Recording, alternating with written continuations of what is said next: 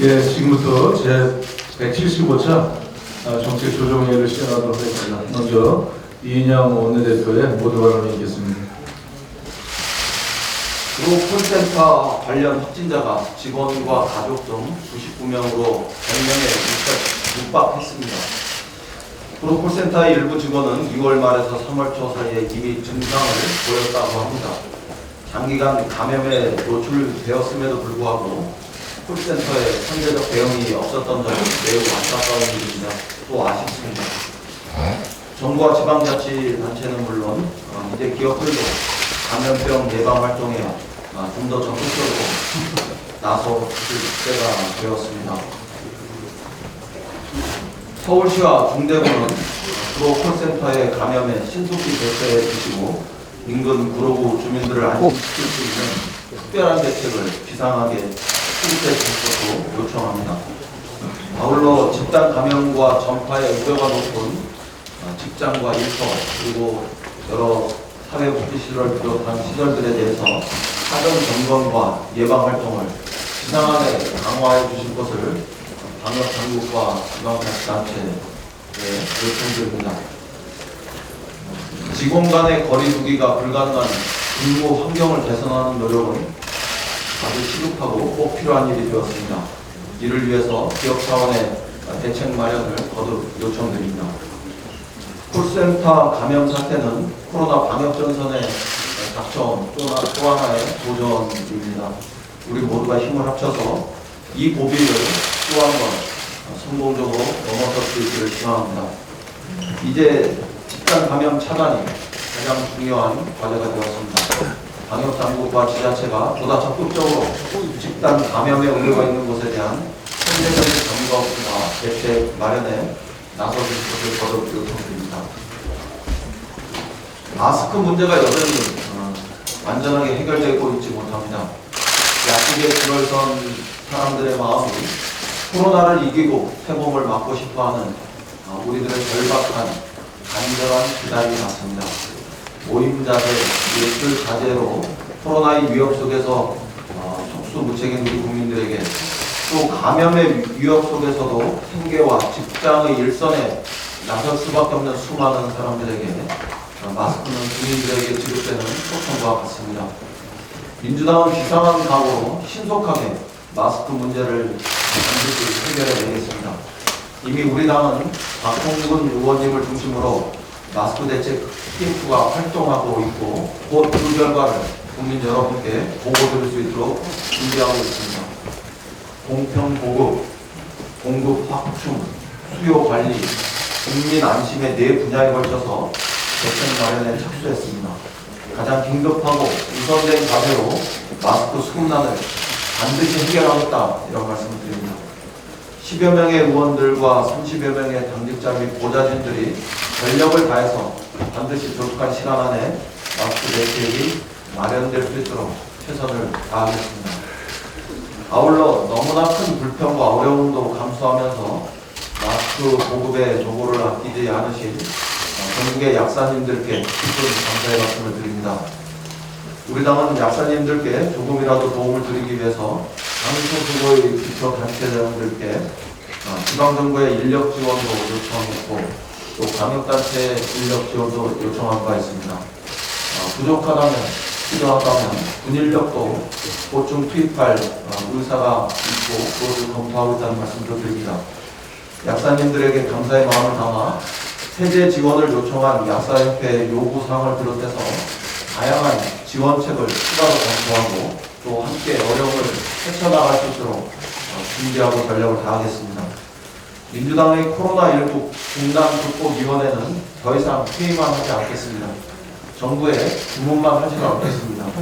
우리는 매일같이 당사 구층에서 워룸을 운영하며 코로나와 사투를 벌이는 국민의 최전방 참모부가 되고자 합니다. 작전을 짜면 반드시 실행을 하고 코로나와의 전쟁에서 기필코 승리하겠습니다. 어제 신재철 원내대표께서 기업 피해와 취약계층의 고통을 언급하며 예산이 부족하다고 지적하셨습니다.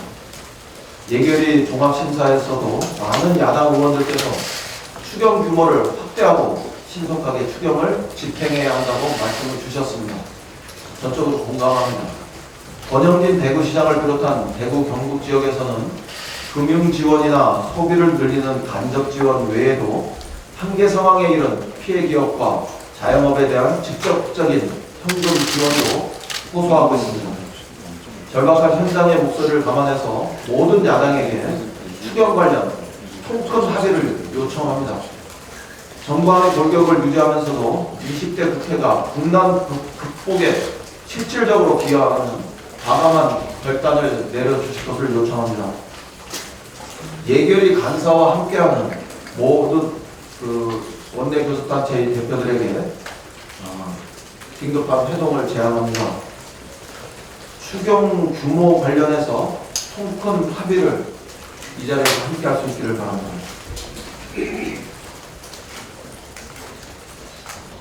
내일부터는 예결위에서 소위원회가 열립니다. 각 상임위별로 예산 심사에서 추경안 증액 작업이 순조롭게 진행되었습니다. 촉박한 시간에도 불구하고 신속한 예산 투입을 위해서 예산 심사에 적극 나서주셨던 의원님들께 감사드립니다. 코로나19는 우리가 한 번도 경험해 보지 못했던 국가의 재난입니다. 우리 국민들의 피해도 사상 초유의 상황으로 치닫고 있습니다. 서민을 살리는 사상 초유의 추경을 여야가 함께 손을 맞잡고 그 대책을 함께 만들 수 있기를 희망합니다. 예결위 소위원회에서 각 상임위원회에서 심사했던 증액 사항들 약 6조 3천억 원에서 6조 7천억 원 규모에 이르는데 최소한 이런 정도의 증액 예산은 반드시 반영될 수 있기를 기대합니다. 이상입니다. 예, 다음은 조정식 정책위 의장의 발언이 있겠습니다. 코로나19 확진자 증가 추세가 완만해지고 있으나 서울 도로지역 콜센터에서 확진자가 집단 발생하면서 다시금 우려가 커지고 있습니다. 특히 해당 콜센터 인근에 지하철역이 있고 대중교통 등을 이용해 출퇴근했던 직원들이 많았던 것으로 알려졌습니다. 중앙재난안전대책본부 차원의 역학조사 및 방역조치와 함께 수도권 지자체 간에도 긴밀한 방역 공조가 필요합니다. 더불어민주당도 당 차원에서 총력을 다해 지원하겠습니다. 지역사회 추가 전파를 확실하게 차단하기 위해서는 콜센터 같은 취약시설에 과감한 예방조치가 선제적으로 취해져야 합니다. 집단 감염 취약시설에 대한 신속한 점검과 사업장 내 밀집도를 낮추기 위한 노력도 병행해야 할 것입니다. 사업장별로 재택근무나 유연근무 등을 활용한 근무 방안도 적극 추진할 필요가 있습니다. 각 지자체들 역시 한 발 빠른 대응에 나설 것을 다시 한번 당부합니다. 국회도 추경심사에 속도를 내야 합니다. 그제부터 각 상임위별로 추경에 대한 심사가 있었고 어제 예결위에서는 종합정책질의가 진행됐습니다. 여야 간의 다소 이견이 있더라도 국가적 재난 상황을 하루빨리 수습하고 민생 경제가 회복되도록 적극 협력하자는 당부의 말씀을 야당에게 드립니다. 무분별한 삭감 공세와 발목 잡기 논쟁으로 시간을 허비할 때가 아니라는 점을 명심해 주기 바랍니다. 특히 코로나19의 세계적 확산에 따라 경제적 충격이 시간이 갈수록 커지고 있기 때문에 중소기업과 소상공인 등 취약부문과 경제 피해가 크게 우려되는 업종에 대해서는 추경을 과감하게 늘리자는 제안을 드립니다. 덧붙여 일전에 말씀드린 바 있지만 최근 소상공인의 경영 안정을 위한 정책 자금 수요가 빠르게 늘어나면서 현장에서 여러 어려움이 발생하고 있습니다. 당정은 긴밀한 협의를 통해 자금 집행 현장에서의 경목 현상 해소를 위한 개선 방안을 조속히 마련할 것입니다. 아울러 소상공인의 자금 수요 급증에 대한 현장의 요구에 맞춰 이번 추경에서 정책금융 규모를 대폭 확대하는 방안을 추진하겠습니다. 한편 정부가 지난 10일 코로나 대응을 위해 총 7,259억 원의 예비비 지출을 추가로 의결했습니다. 거듭 말씀드리지만 지금은 비상 상황입니다. 추경 처리 이전이라도 수요가 발생할 경우 가용 가능한 모든 자원을 신속하게 투입해 주기 바랍니다. 공수처 설립 추진단이 어제 첫 자문위원회를 열고 본격적인 활동에 들어갔습니다. 검찰개혁의 상징인 공수처 설립이 드디어 첫 발을 떼었습니다. 공수처는 무소불위의 권력을 휘둘러온 검찰을 견제와 균형의 민주적 통제 원칙에 따라 바로 세우고 고위 공직자들의 부정부패를 보다 효과적으로 차단하기 위한 사정기관입니다. 때문에 설립 준비 과정에 있어 가장 중요한 것은 검찰개혁에 대한 뚜렷한 의지와 비전은 물론 국민들의 신뢰를 얻는 것입니다. 이유 여하를 막론하고 사소한 시비라도 논란을 만들지 않는 것이 공수처의 성공적 출발을 위한 중요한 밑거름이 될 것입니다. 공수처 출범 목표인 7월까지 남은 시간이 빠듯합니다. 법무부와 검찰 등과의 긴밀한 협조를 바탕으로 관련 준비를 빈틈없이 추진해 주기 바랍니다. 특히 공수처에 대한 우리 국민의 기대가 큰 만큼 남은 기간 공수처의 효율적인 운영 방안과 재관 시스템의 설계, 인사 원칙 등 세부 사항을 꼼꼼하게 살펴보고 정비해야 할 것입니다. 촛불혁명과 국민의 힘을 바탕으로 출범하게 된 공수처가 권력기관의 민주적 개혁을 위한 든든한 토대가 될 수 있도록 준비단의 세심한 노력을 다하드립니다. 이상입니다. 예, 다음은 현안발언입니다. 먼저 고용동행 관련해서 말씀드리겠습니다. 코로나19에 따른 부정적 영향에도 불구하고 고용시장의 회복세가 꾸준히 계속 이어지고 있습니다. 정부가 어제 발표한 2월 고용동향에 따르면 취업자 수가 전년 동월에 비해 약 50만 명 가까이 증가했습니다. 고용률이 2월 기준으로 통계 발표 이래 최고치를 기록했고 상용직 근로자도 3개월 연속 60만 명대 증가를 유지했습니다. 더욱이 지난 1월 22개월 만에 플러스로 전환된 제조업 분야 취업자 증가폭이 크게 확대되었습니다. 고용시장이 양적 측면뿐만 아니라 질적인 측면에서도 분명한 반등세를 보이고 있는 것입니다.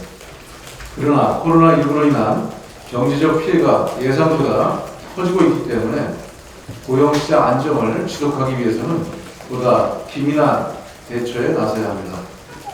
특히 2월 하순부터 확진자가 급증했던 점을 감안하면 3월 고용집회에 상당한 영향이 발생할 가능성이 큽니다. 고용회복 모멘텀을 살리기 위한 해법 도출에 총력을 기울여야 할 것입니다. 당정은 고용시장 동향을 면밀히 관찰하면서 코로나19 피해로 인한 숙박 및 음식업 등의 영향이 클 것으로 예상되는 업종에 대한 지원 대책도 충분히 준비하고 강력하게 추진하겠습니다. 아울러 앞서도 말씀드렸지만 필요할 경우 관련 추경 예산의 증액은 물론 지원사업 신설도 적극 검토하겠습니다. 다음은 명성규 원내 부대표의 현안 발언을 듣겠습니다. 예, 먼저 2달 가까운 시간 동안 일선 현장에서 환자의 치료와 방역 활동에 매진하고 있는 의료인과 검역 및 방역 종사자 여러분, 공적 마스크 판매에 협조하고 있는 업체 관계자 및 약사분들께 깊은 감사의 말씀을 드립니다. 코로나19 사태가 장기화되면서 우리 경제가 큰 어려움을 겪고 있습니다. WHO에서는 코로나19의 세계적 대유행, 팬데믹을 선언하였습니다. WHO의 팬데믹 선언은 1968년 홍콩 독감 유행과 2006년 신종 인플루엔자 유행 이후 세 번째입니다. 이제 코로나19는 어느 특정 나라의 문제가 아닌 상황이 되었습니다. 이런 전 세계적 위기 속에 국회의원의 한 사람으로서 정치 역할이 무엇인지 고민하게 됩니다. 감염병의 공포에서 국민의 불안을 덜어드리고 재난에 취약한 사회적 약자들을 보호하는 한편 머리를 맞대고 경제적 위기를 극복하기 위한 적절한 대책을 마련하는 것, 그것이 지금 정치가 보여줘야 할 바람직한 역할이 아닐까 합니다. 야당의 선배 동료 의원 여러분에게 호소합니다. 지금 현재의 상황을 냉정히 분석하여 더 이상 현실과 동떨어진 중국인 입국 금지나 추경안을 현금 살포로 보는 주장은 접어두고 실제 어려움을 겪고 있는 국민들에게 보다 효과적인 지원을 할 수 있도록 추경안 처리에 있어 보다 대승적으로 협조해 주십시오.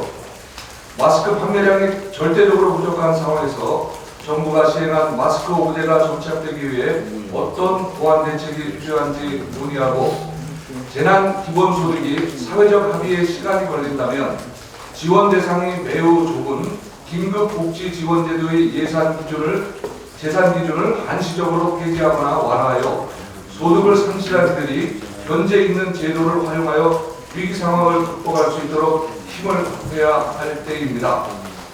우리 국민들께서는 코로나19로 인한 어려움 속에서도 따뜻한 연대로 희망을 키워주고 계십니다.